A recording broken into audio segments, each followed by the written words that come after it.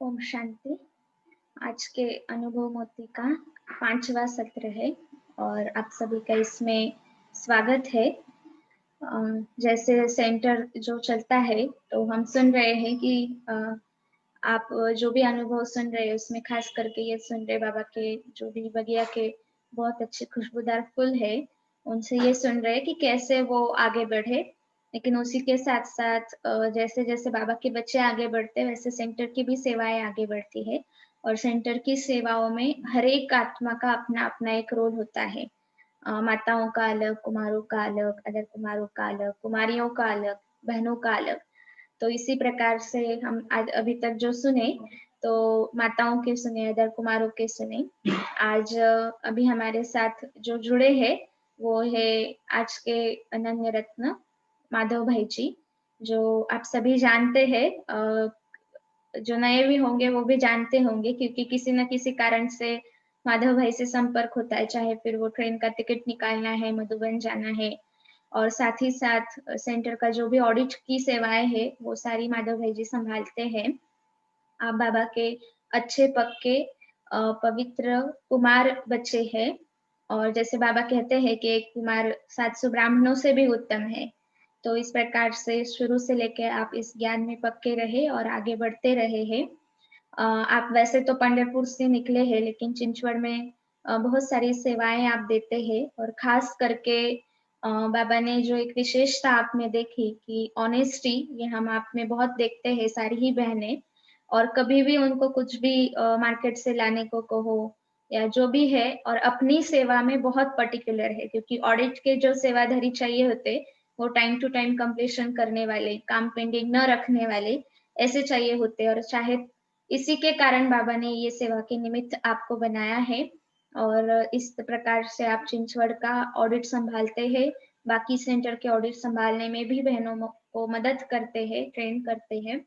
और साथ ही साथ दूसरा कि यहाँ की जो भी टिकट की सेवाएँ हैं, मधुबन जाना, आना, फिर वहाँ का सारा टिकट देखना, तो ये सारी सेवाएँ भी आप करते हैं टाइम टू टाइम रेगुलरली। तो इस प्रकार से विशेष सेवा सँभालने के आप निमित्त है, बहुत पुराने कुमार हैं चिंचवड़ सेंटर के। तो ऐसे माधव भाई जी से आज हम सुनेंगे, वो कैसे ज्ञान में आए, उनका क्या ज्ञान में अनुभव रहा, कुमार लाइफ में किस प्रकार से पेपर भी आए तो भी आगे बढ़े और अभी तक एक निर्विघ्न कुमार लाइफ जी रहे हैं। तो आइए माधव भाई जी।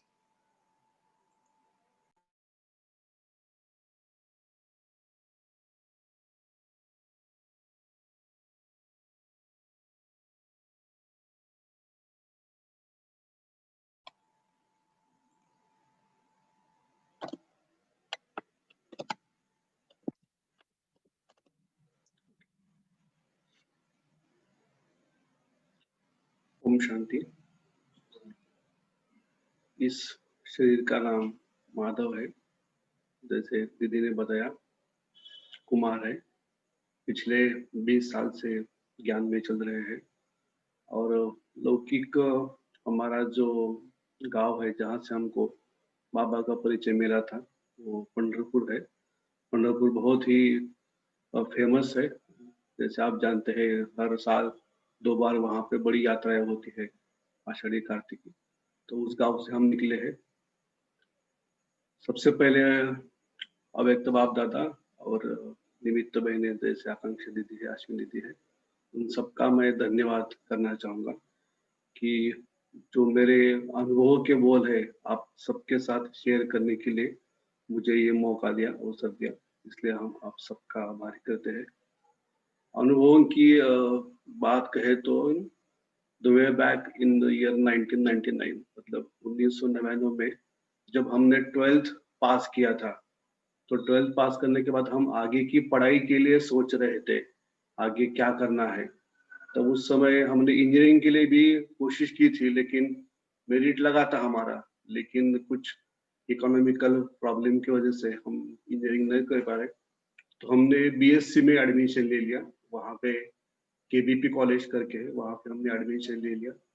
तो वहाँ पे हम बीएससी फर्स्ट ईयर में पढ़ रहे थे और हमारे ही एरिया में एक गीता पाठशाला चलती थी ब्रह्मा कुमारीज की। तब तक तो हमको कुछ पता नहीं था ब्रह्मा कुमारीज के बारे में।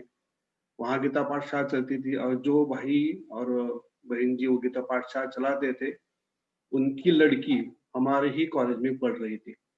2-3 बार हमने उनको लैबोरेटरी में देखा, तो एक बार ख़्याल आया कि अगर ये हमसे सीनियर है, तो जो कॉलेज के कुछ जर्नल्स या बाकी कुछ डॉक्यूमेंट्स रहते हैं, वो डॉक्यूमेंट लेने के बहाने हम उनके घर गए, मतलब गीता पाठशाला में गए। वो वहाँ पे मिले, उनसे हमने सारा डॉक्यूमेंट्स लिया, जर्नल लिया। फिर बाद में हमने ऐसे ही उनको as a inquiry, as a curiosity पूछा कि ये क्या करते हैं आप नीचे लोग? मतलब उनकी एक बड़ी बिल्डिंग थी, नीचे गीता पाठशाला थी और ऊपर वो लोग रहते थे। तो हमने पूछा कि आप ये क्या करते हैं? व्हाइट ड्रेस पहन के बहुत सारे लोग आते हैं, सुबह-सुबह और फिर चले जाते हैं। तो वहाँ की उनकी जो युगल थे, मतलब जो गीता पाठशाला चलाते थे, संध्या बहन नाम है उनका। तो संध्या बहन जी ने हमको बताया कि हम यहाँ पे आत्मा परमात्मा का ज्ञान सिखाते हैं, मेडिटेशन सिखाते हैं, आप भी आ जाओ।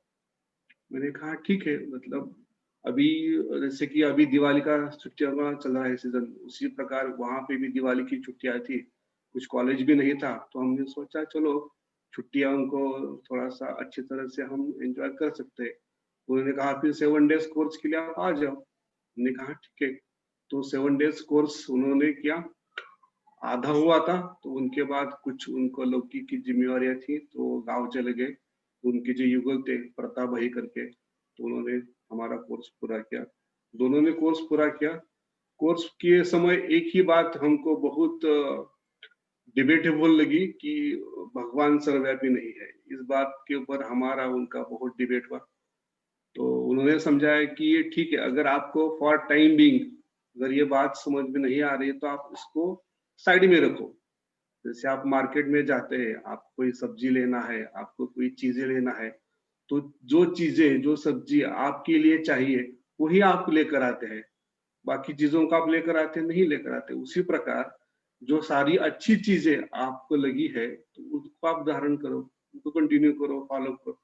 हमने कहा हाँ, ये बात तो ठीक है, आगे चलकर आपको इसी बात का पता चल जाएगा। हमने कहा ठीक है, तो हमने कोर्स किया और वही गीता पाठशाला पे हमने हर रोज मुरली चालू किया।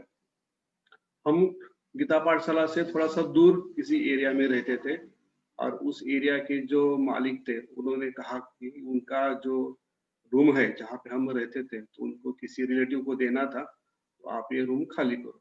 हमने कहा ठीक है, तो हम लोग रूम ढूंढ रहे थे। तो उस रूम ढूंढते समय कि 2 दिन हम मुरली के लिए नहीं आए, तो उन्होंने पूछा कि आप मुरली को क्यों नहीं आए? तो हमने बताया कि ऐसा ऐसा है, जहाँ पे हम लोग रहते थे। उन्होंने कहा आपको नया रूम लेना है। उन्होंने कहा तो फिर हमारे घर में, मतलब जहाँ पे गीता पाठशाला चलती थी, उसके ही एडजेसेंट 2 छोटे-छोटे रूम थे। अगर आपको चाहिए तो आप रेंट के ऊपर ले सकते हैं। हमने कहा अच्छी बात है। तो हमने माताजी से हमारी बात की। उन्होंने कहा ठीक है, हम एक बार देख के आते हैं। तो हमारी माताजी देख के आए, उनको भी अच्छा लगा। और मतलब जैसे कि हमारा आगे का जो आध्यात्मिक जीवन है, भगवान के घर से ही शुरू होना था शायद। तो भगवान ने उनके ही घर में हमको बुलाया, और मेरे ख्याल से 1 या 2 महीने ही कोर्स होने के बाद हम वहाँ पे रहने के लिए शिफ्ट हो गए। शुरू-शुरू में इतना ज़्यादा समझ में नहीं आता है। जैसे कि आप सबको पता है कि पंढरपुर भक्ति मार्ग में बहुत ही ज़्यादा उसका गायन है।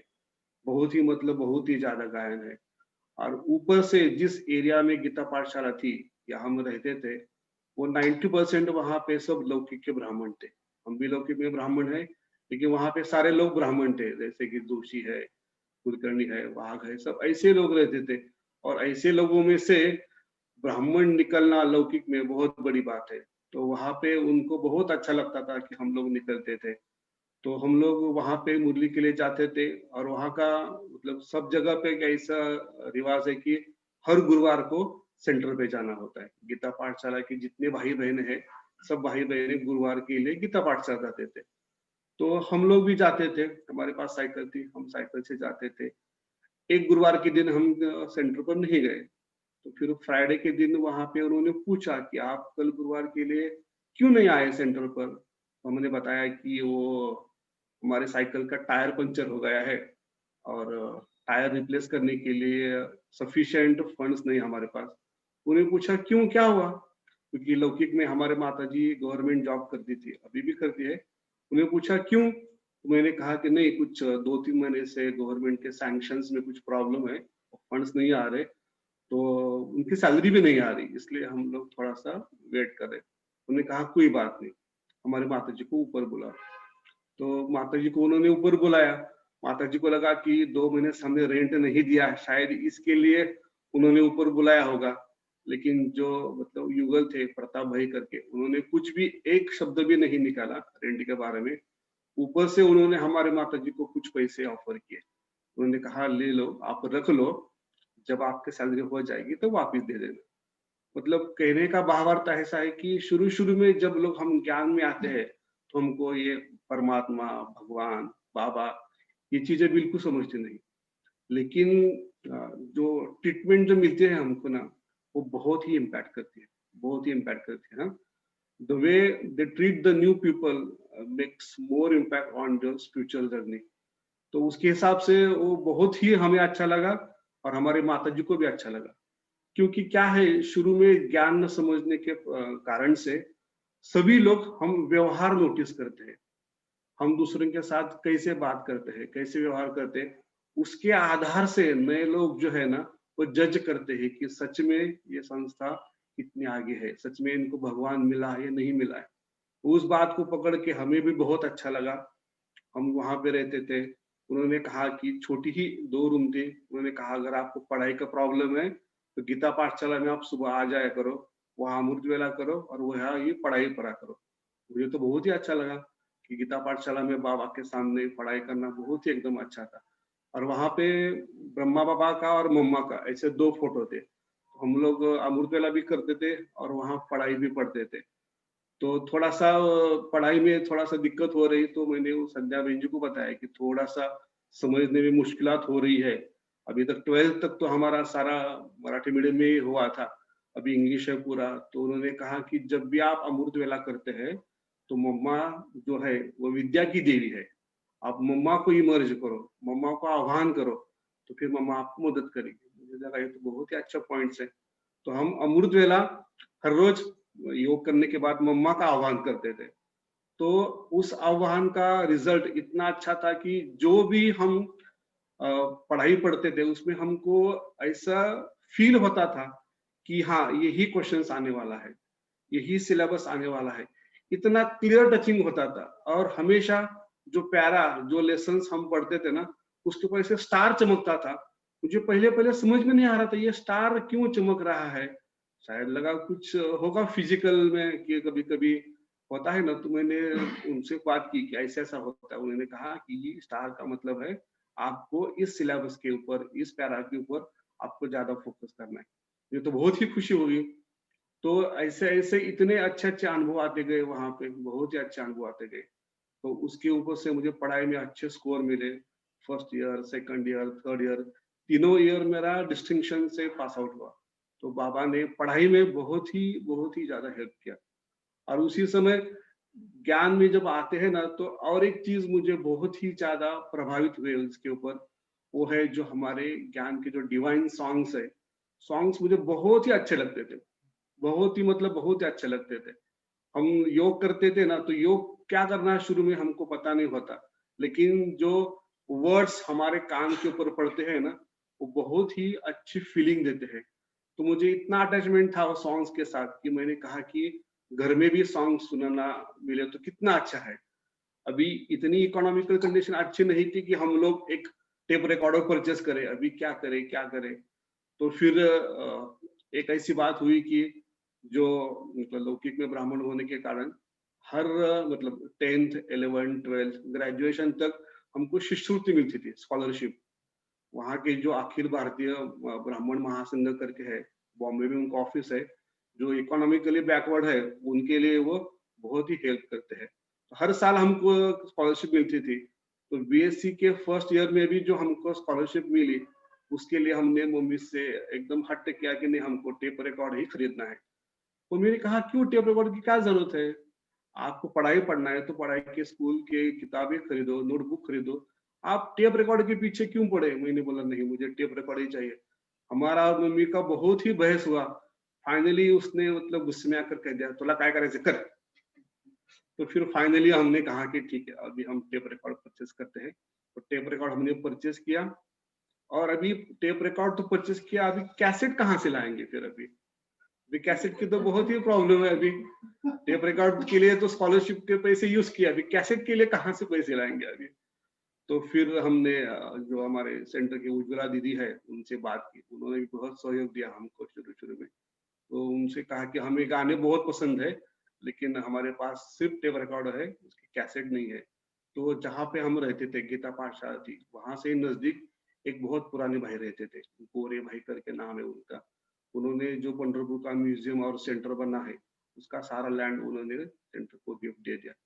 तो दीदी ने कहा कि आप उनके पास जाओ, लेकिन वो एक्स मिलिट्री आदमी है, एकदम स्ट्रिक्ट है, पंचुअल है, आपको प्रॉपर वो फॉलो करना पड़ेगा। मैंने कहा ठीक है। तो हम लोग उनके यहाँ पे जाते थे। उनका सेकंड फ्लोर पे उनका वो बाबा का कमरा था। बाबा के कमरे में ऐसे लाइन से सारे कैसेट लगे हुए थे। तो उनका रूल था कि एक कैसेट लेके जाने का, वो सुनने का, वो आकर वही रख देने का, एग्जैक्टली सेम पोजीशन पे, आधा इंच इधर उधर नहीं होना चाहिए। दूसरा लेके जाने का, दूसरा सुनने का, फिर वहां रखने का। ऐसे ऐसे करके हम एक कैसेट लेके जाते थे, तो कम से कम उसको 4-5 दिन उसको सुनते थे। एक बार हमने मुरली के समय उनको कहा कि थोड़ा सा और हमको ज्यादा वो सुनना है कैसेट, तो हम ज्यादा दिन रख सकते क्या? उन्होंने कहा ठीक है, कोई बात नहीं। तो जो ज्ञान की जो नींव है, फाउंडेशन जो है, वो जो मजबूत होने का कारण है, वो जो है वो बाबा के गीत बहुत ही अच्छे लगते थे।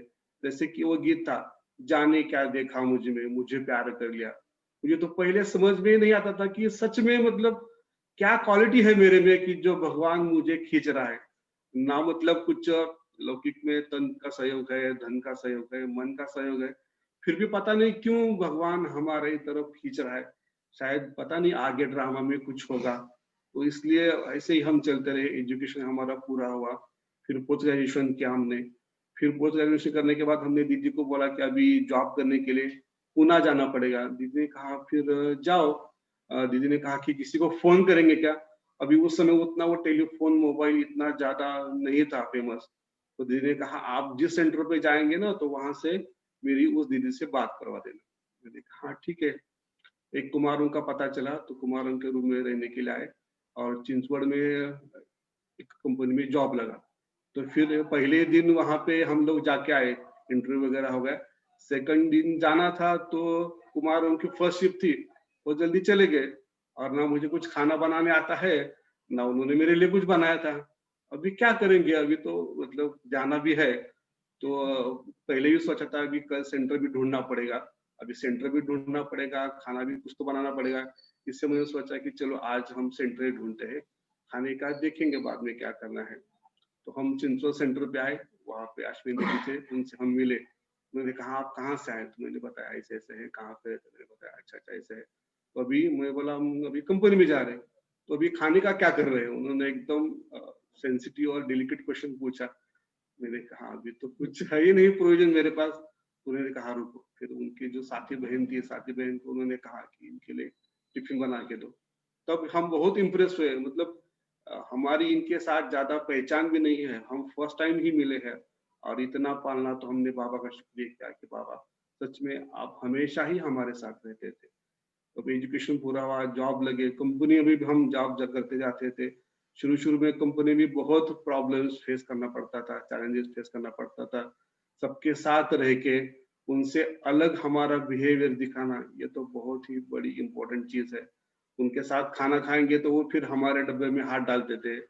फिर उनका वो खाना खाना, फिर 1-2 बार 3 बार तो ऐसे हुआ कि फिर हमने वो खाना नहीं खाया, सिक्योरिटी को दे दिया, हाउसकीपिंग को दे दिया।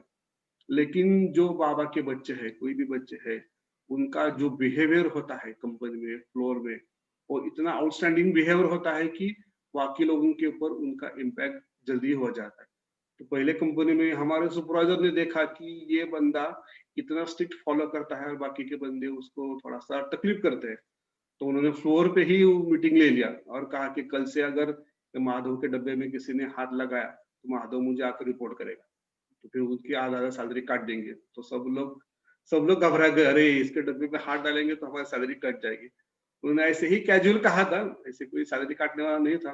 लेकिन जो उन्होंने बात कही उससे कि सब लोगों को बहुत अच्छा इम्पैक्ट हुआ और आगे जाकर वो हमारे बहुत अच्छे दोस्त बने।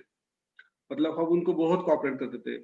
एक बार तो ऐसा हुआ कि हमारी शिफ्ट खत्म हो गई थी, हम लोग घर जा रहे थे और जो हमारा रिलीवर था उसका फोन आया कंपनी के डेस्क के ऊपर कि उनको कुछ प्रॉब्लम है, घर में तकलीफ है, तो फिर आज मैं नहीं आ सकता, तो आप क्या शिफ्ट कंटिन्यू कर सकते हैं क्या? तो ये बोला हाँ ठीक है, कर सकते हैं।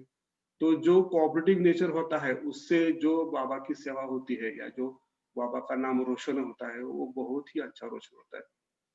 तो फिर वो कंपनी चेंज करते गए, बाकी कंपनी भी चेंज करते गए।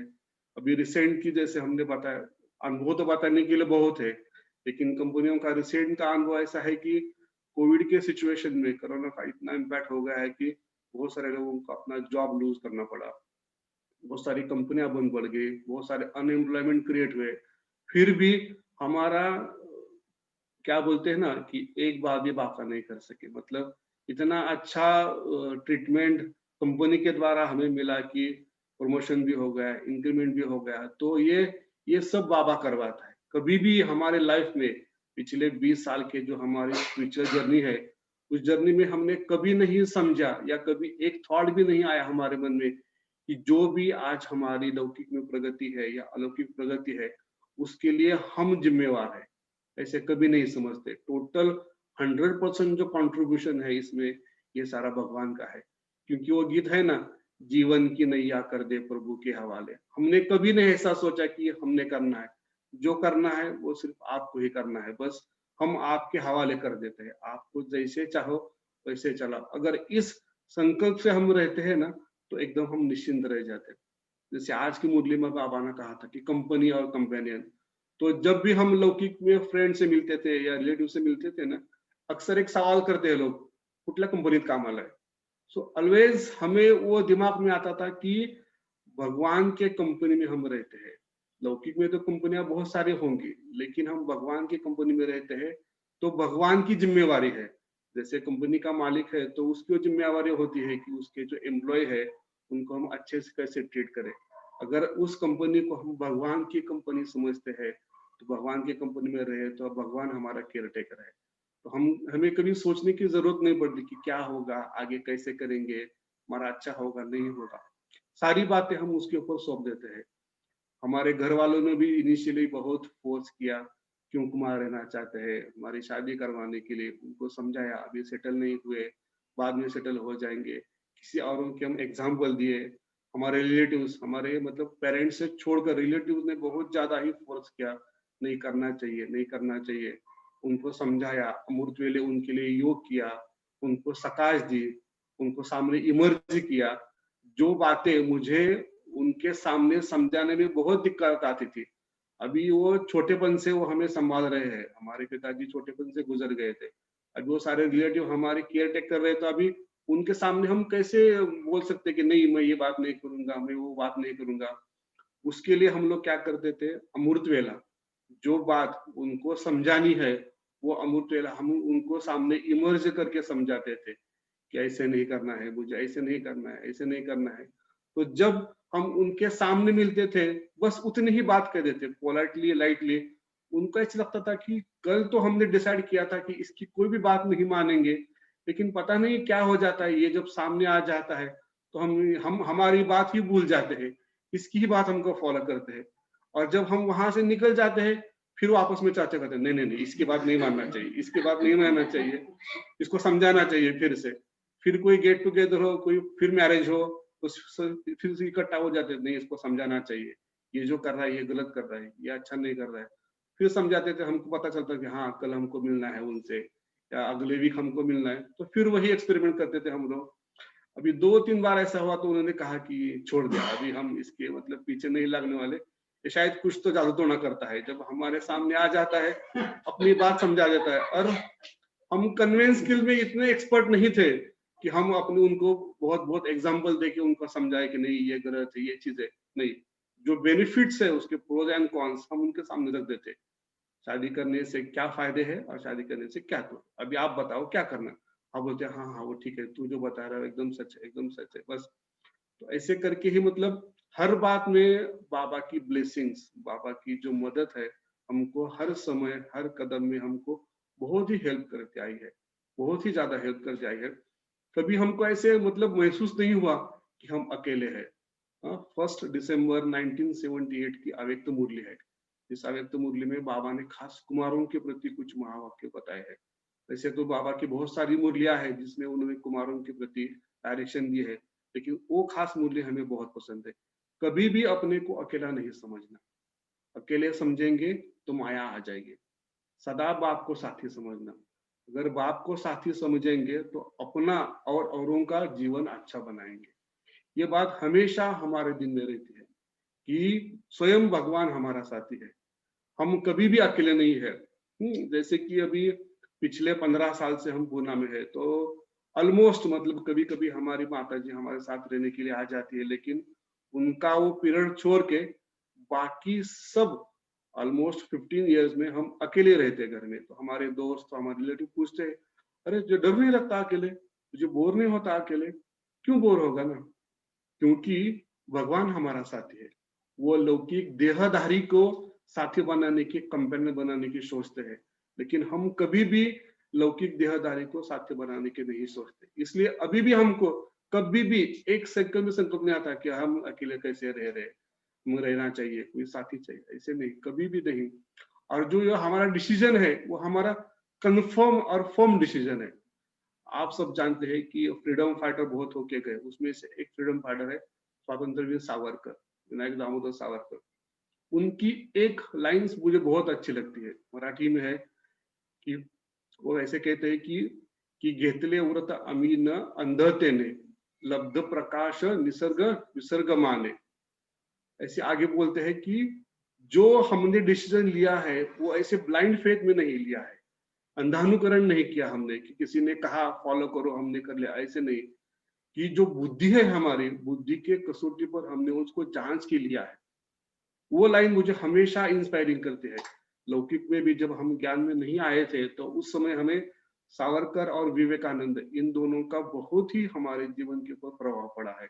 हमेशा हम उनको फॉलो करते रहे, उनकी बातें सुनते रहे। तो ये जो सीख है, कोई भी हमारे लाइफ का डिसीजन लेना मतलब कोई इजी बात नहीं है। कुमार रहना, हमारे बहुत से दोस्त कहते हैं कैसे कुमार रह सकते हैं? हाँ रह सकते, क्यों नहीं रह सकते? जिनके साथ स्वयं भगवान है, स्वयं भगवान साथी रहकर आ रहा है, तो वो क्यों नहीं रह सकते? हमेशा ही रह सकते हैं। तो ऐसी ऐसी बातों का हम चिंतन करते हैं। चिंतन करना बहुत बड़ी जरूरत बात है कि उस चिंतन से हमें शक्ति मिलती है, उस चिंतन से हमको प्रेरणा मिलती है। कि जैसे इंग्लिश में एक कहावत है, wherever you build a house, each and every brick counts. In the same way, when you build a character, each and every thought counts. You are what you think. हम जो सोचते हैं हम उसी प्रकार से बनते हैं। तो इसके हिसाब से हमने कभी नहीं ऐसा सोचा कि हम कुमार रहेंगे नहीं रहेंगे, हम अकेले रह पाएंगे नहीं रह पाएंगे, नहीं। हमारे सोच, हमारा विजन में बाबा ने इतनी क्लैरिटी भरी थी कि हमको कभी भी उस बात में कभी भी दिक्कत नहीं आई पड़ी। आगे ही चलते रहे और बाबा की ब्लेसिंग्स है, बाबा की क्या बोले प्रेरणाएं है, बाबा की इंस्पिरेशन है, बाबा का एस्पिरेशन है। इन सारी चीजों को हम सामने रखते हैं। हमारे रिलेटिव के पास हम जाते थे कभी, तो एक रिलेटिव है, उनके पास घर में एक फ्रेम लगा हुआ है। वो फ्रेम के ऊपर एक बहुत ही अच्छा सेंटेंस है, whenever you go you should always remember your aim. हम लोग जहां भी जाए, हमारा जीवन का लक्ष्य क्या है, देह क्या है, ये हमें हमेशा सामने रखता है। और वो जो सेंटेंस है वो मुझे हमेशा बार बार अपने आध्यात्मिक जीवन की प्रेरणा देता है और हमें प्रगति में आगे बढ़ने के लिए सहायता करता है। इस प्रकार से बहुत ही अच्छा अनुभव है, लेकिन टाइम कंस्टेंट के देख से हिसाब से हम अपने अनुभव यही समाप्त करते हैं। Thank you very much. ओम शांति।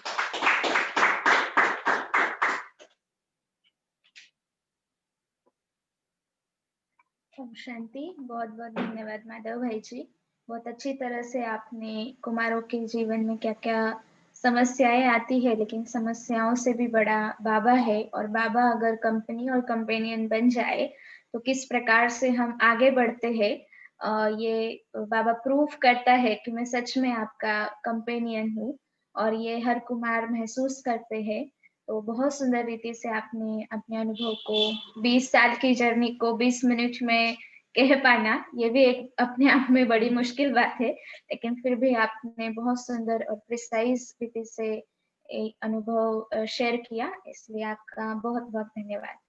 कल हम ऐसे ही एक बाबा के अनन्य रत्न के साथ फिर से मुलाकात करेंगे। ओम शांति।